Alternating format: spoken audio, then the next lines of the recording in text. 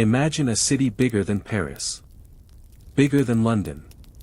A city with pyramids taller than some found in Egypt, with plazas that could hold tens of thousands of people, with astronomers who tracked the sun and moon with stunning precision. Now imagine that city sitting empty today, mostly unknown, buried under a cornfield in Illinois. This isn't fiction.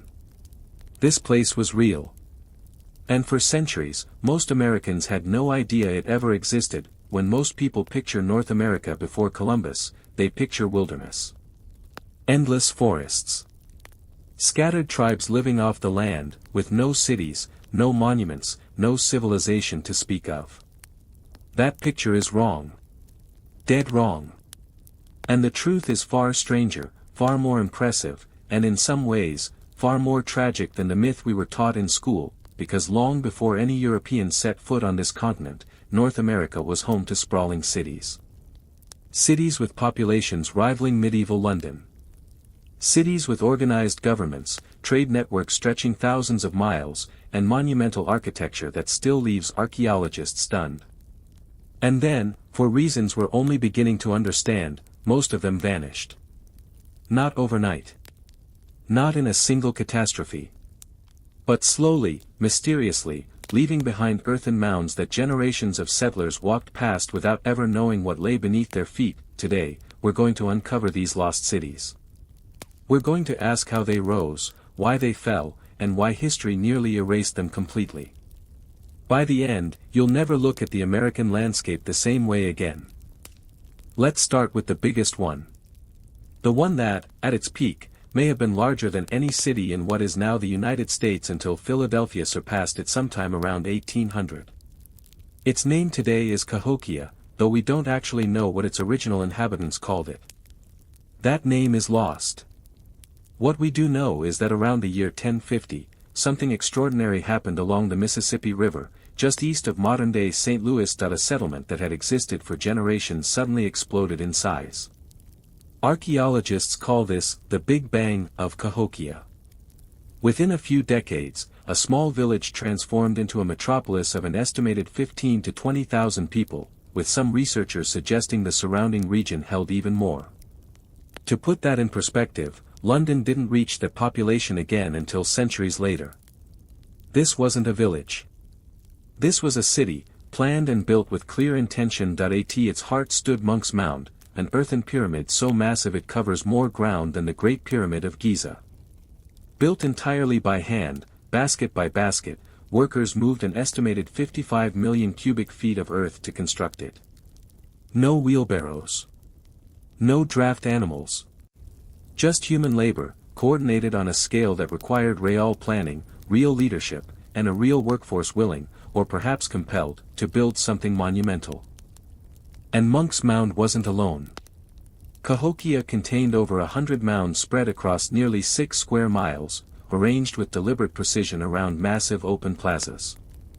Some mounds held the homes of elite leaders. Others served ceremonial purposes we still don't fully understand.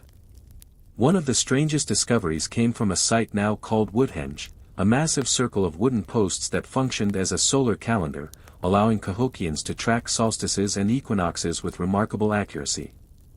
These weren't people guessing at the seasons.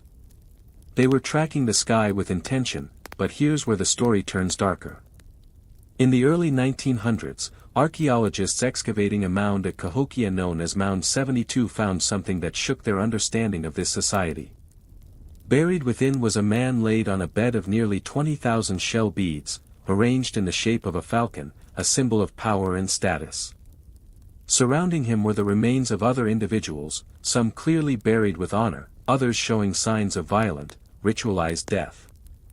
Mass graves containing dozens of young women, and separately, a group of men and women who appear to have been sacrificed, possibly retainers accompanying a powerful leader into the afterlife. This discovery forced historians to reconsider everything.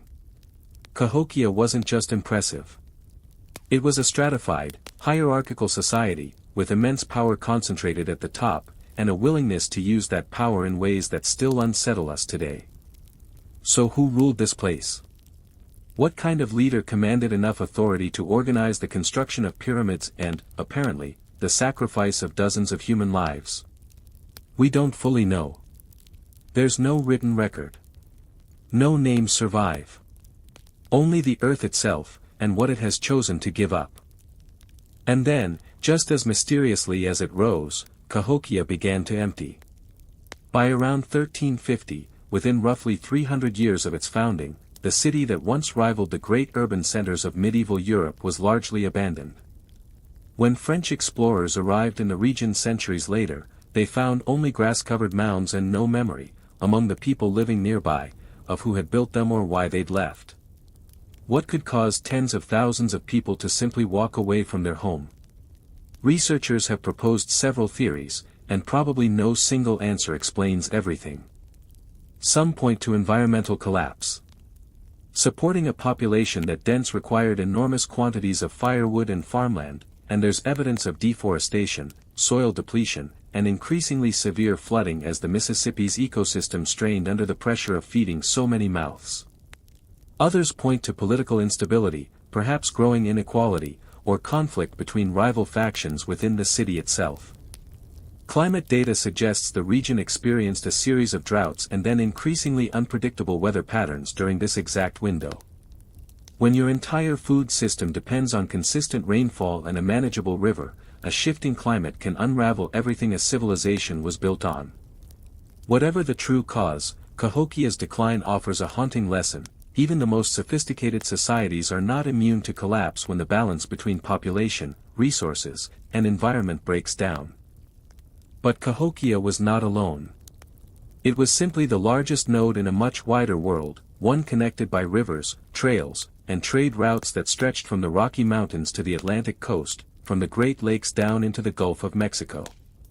Copper from the shores of Lake Superior has been found in mounds 1,000 miles away. Shells from the Gulf Coast turn up in sites in the Midwest.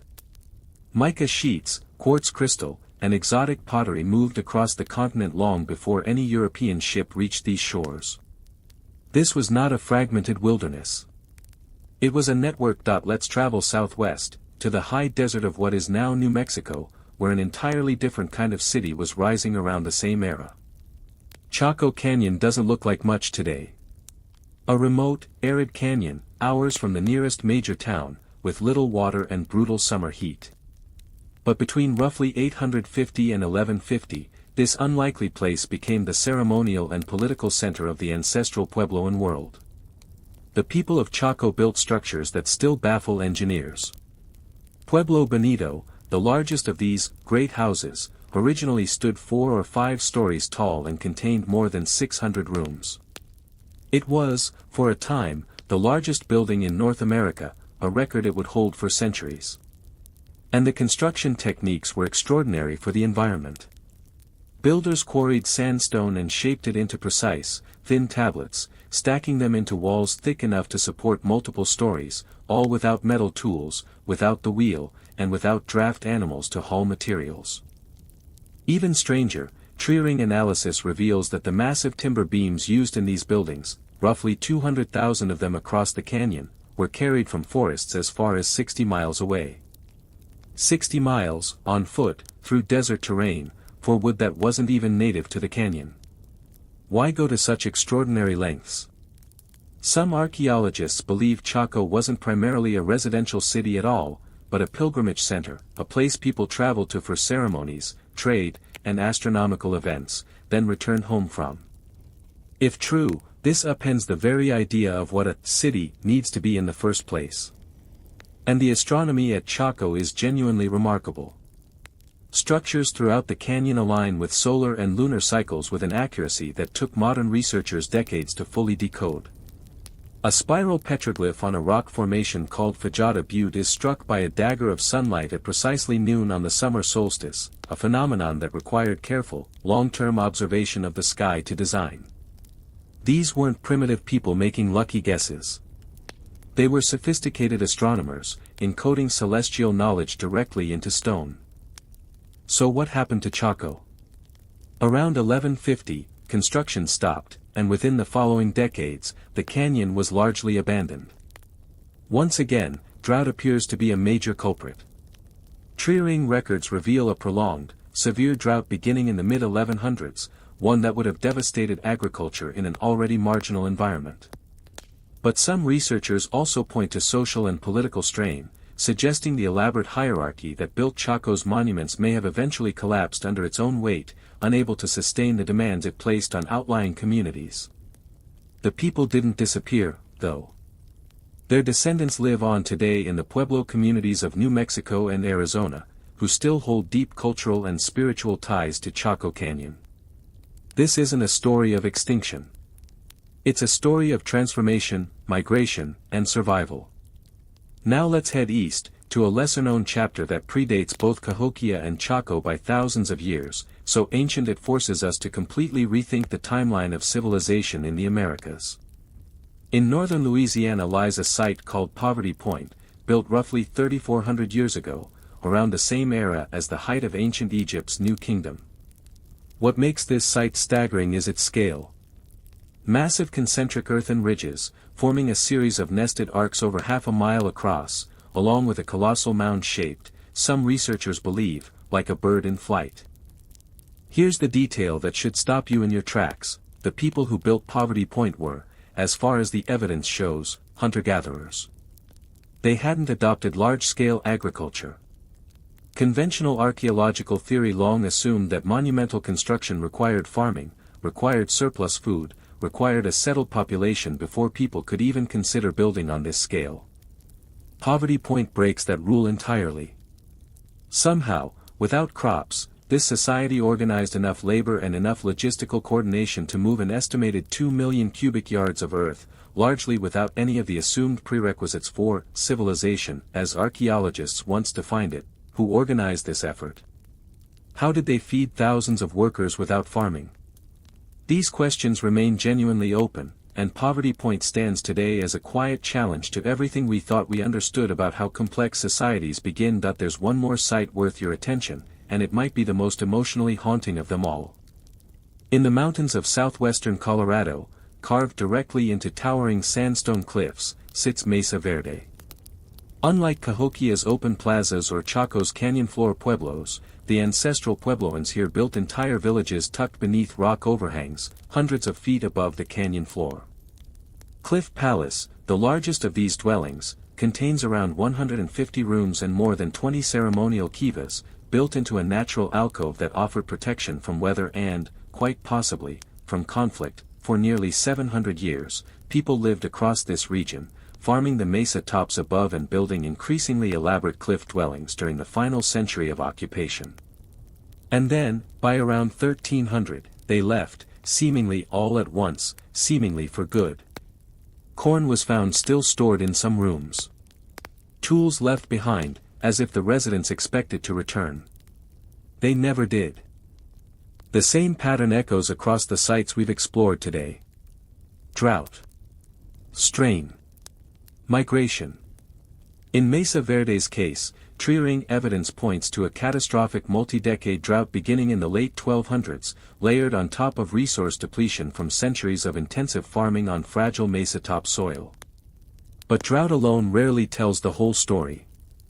Some researchers suggest growing violence and social pressure also played a role, perhaps connected to the same climate stress rippling outward from Chaco's earlier collapse. The descendants of Mesa Verde's builders, like those of Chaco, live on today among the Pueblo peoples of the Southwest, who regard these cliff dwellings not as ruins, but as ancestral homes. So why did most Americans grow up never learning any of this? Part of the answer is uncomfortable. For much of American history, the existence of monumental indigenous cities was inconvenient to a national narrative that framed the continent as an empty wilderness, waiting to be settled. 19th-century Americans encountering the mounds of the Mississippi Valley often refused to believe native peoples had built them at all, inventing theories about lost tribes of Israel, wandering Vikings, or a vanished race of mound builders, distinct from and supposedly superior to living Native Americans. This wasn't just bad science.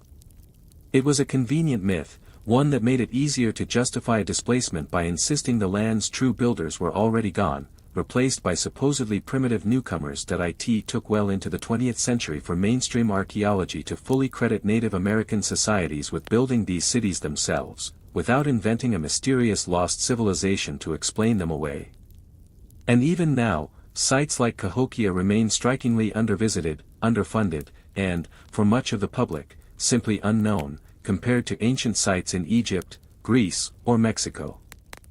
What we're left with is a profound recalibration of the story we thought we knew. North America before European contact wasn't empty. It wasn't simple.